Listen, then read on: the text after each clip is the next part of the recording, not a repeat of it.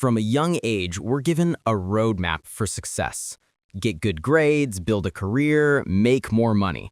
We believe these are the fundamental building blocks of a good life, a straight line from effort to achievement and from achievement to happiness.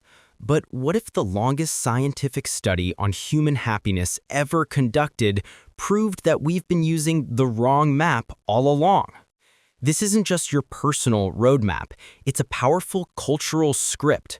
When surveys ask young adults about their major life goals, the most common answers are to get rich and to become famous. We are taught that these are the prizes to chase. But for over 80 years, the Harvard study of adult development has tracked the complete lives of hundreds of people from their teenage years into their 90s. Researchers analyzed their health, their work, their joys, and their deepest regrets. And the data revealed something startling. The traditional markers of success had very little to do with who ended up living a long, happy, and healthy life. So if that roadmap is wrong, what actually makes a good life? The answer that emerged from 80 decades of data was breathtakingly simple. The clearest message from the study is this: good relationships keep us happier and healthier, period. This isn't just a sentimental idea, it's a biological fact. Scientists call it the biology of connection. When we experience chronic loneliness, our body perceives it as a threat. This triggers a sustained fight or flight response, flooding our system with stress hormones like cortisol. Over time, this constant state of alert leads to systemic inflammation, which can damage our tissues and contribute to diseases like arthritis, heart disease, and dementia. Think of loneliness as a constant, low-grade alarm bell ringing inside your body, wearing down the entire system. In contrast, a warm, secure relationship acts as a stress regulator. It's like a safe harbor that tells your nervous system it can stand down. The alarm turns off. The study found that this protective effect is incredibly powerful.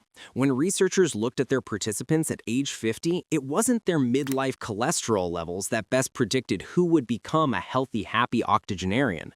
It was how satisfied they were in their relationships.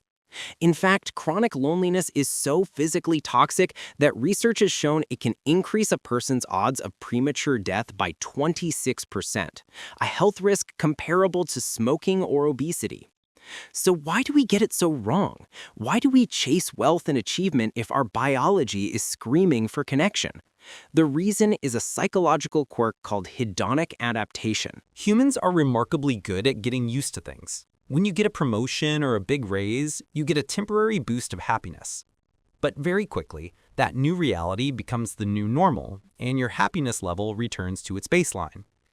This is why researchers have found that beyond a certain point of meeting basic needs, more money doesn't buy more day-to-day happiness. The Harvard study saw this play out in real lives. One man, John, became a wealthy lawyer and was professionally successful, but he was one of the least happy participants, reporting constant feelings of disconnection. Another, Leo, was a high school teacher with a modest income, but his life was built around his family and community. He was one of the happiest. Leo cultivated connection, while John chased achievements that left him feeling empty. This reveals the central conflict of modern life. Our biology is hardwired for connection, which provides lasting, protective well-being. But our culture pushes us towards static achievements, which our psychology quickly adapts to, leaving us on a treadmill of wanting more. We end up neglecting the one thing that can actually protect our minds and bodies. The profound implication is this: the good life isn't something you find or achieve. It's something you build through daily practice. So how do we build it? We can start by thinking of our relationships like our physical health, using a simple framework called the social fitness practice. Step 1. Perform a relational audit. Just as you track your exercise, take stock of your social world.